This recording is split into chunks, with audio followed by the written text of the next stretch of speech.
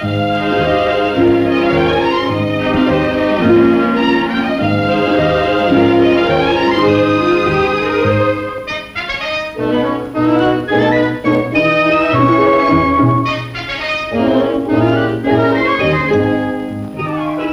what a mess.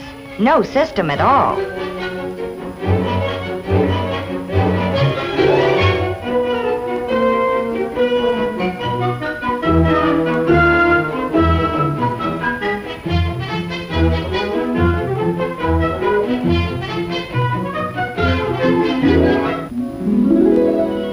Now this is system.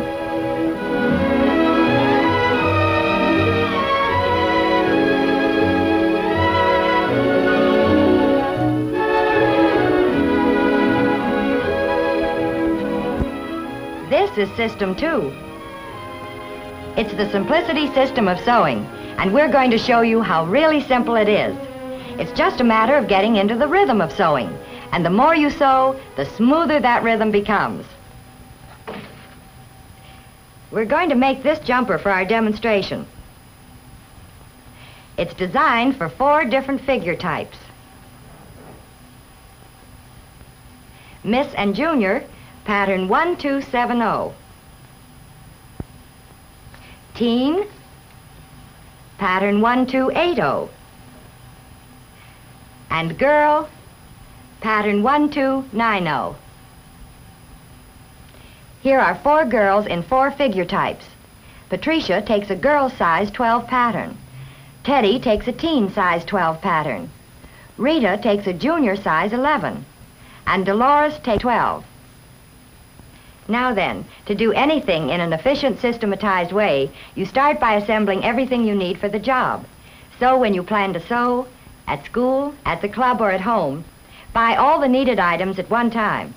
Your pattern first, then the fabric, then the thread, zipper, trimming, or whatever necessary items are listed on the back of the pattern envelope. And when you are ready to work on the garment, do as Janice has done. Get everything together in one place near your sewing machine. Janice will make this jumper for you, and here are her matching thread, a neckline type zipper for the placket, and all her sewing tools. In her pattern to the material, she made sure it was laid on the straight grain. And when she cut with the fabric grain. Arrows printed on the pattern seam line point in the direction that is with the grain. After she cut, she used dressmaker's tracing paper to put the dart markings shown on the pattern onto the wrong side of the fabric, and she also marked the seam line ends. The markings you see here are actually much heavier than you'd make them yourselves, because we want them to show plainly. She assembles her work in units, all the bodice pieces in one pile, all the skirt pieces in a second pile, and until she is ready to work on each piece, she leaves the pattern pinned to it.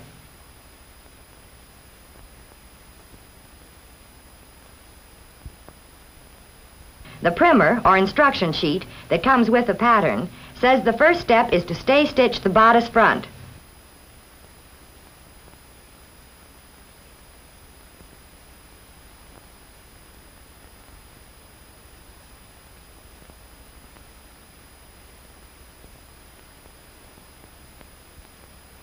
Janice will do all her stitching with white thread so you can see it clearly.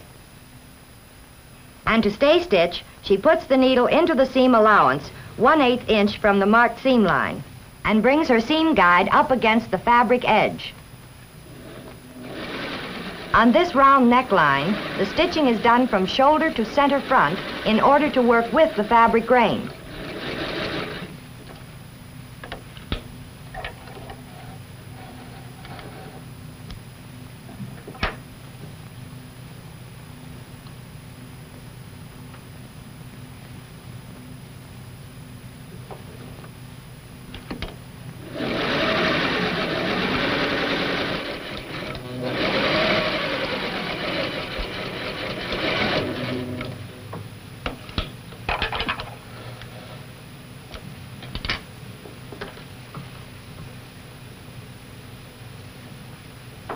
And now her stay stitching is finished on the bodice front.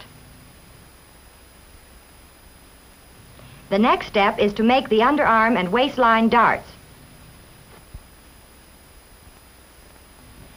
She first folded and pressed the material on the straight line in the center of the dart.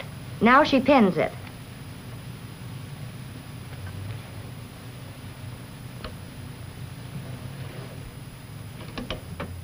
Next, she stitches the dart on the slanted lines,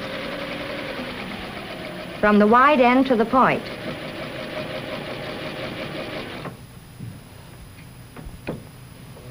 She fastens the thread at the point by backstitching, or you could tie the threads if you prefer.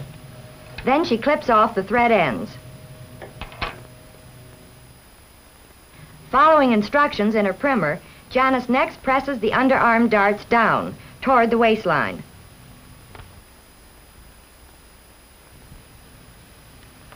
The waistline darts are curved darts, so the wide end is trimmed.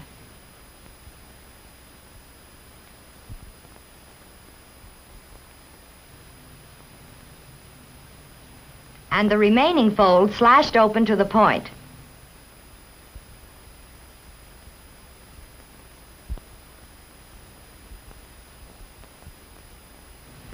Then the dart is pressed open.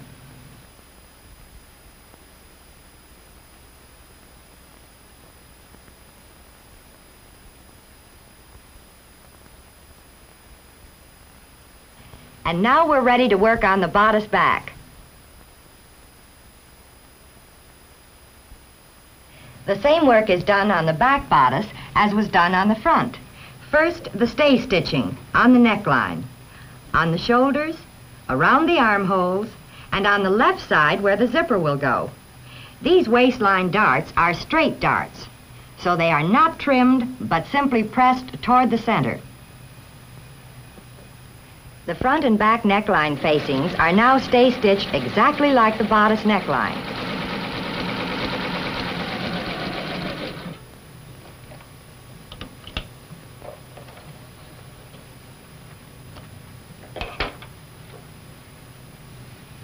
To give the lower edge of the facings a clean finish, Janice turns under 1/4 inch and stitches it.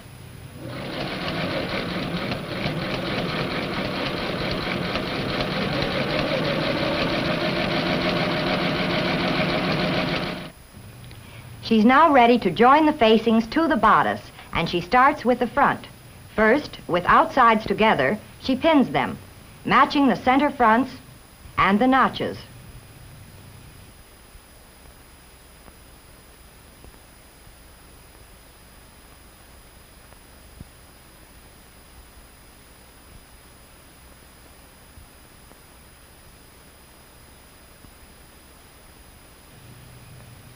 To stitch, she works with the bodice side up. With her needle in the marked seam line, she moves the seam guide so it touches the edge of the fabric.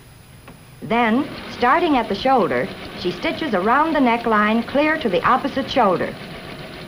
Now, in case you're wondering, isn't that stitching against the grain? Remember that the stay stitching previously done holds the grain so the edge won't stretch.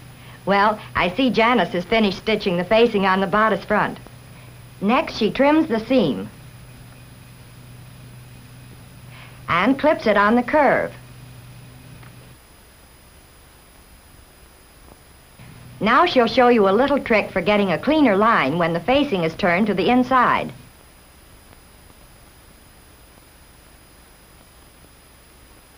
She first presses the seam toward the facing.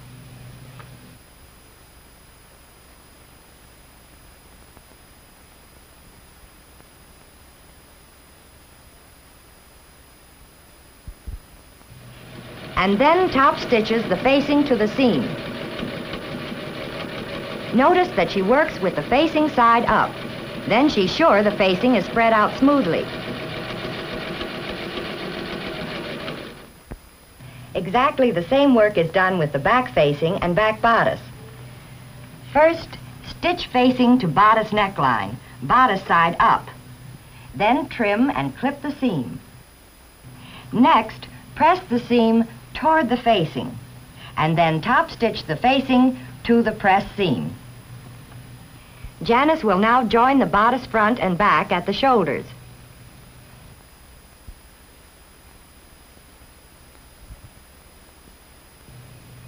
First, she pins the seam with outsides together.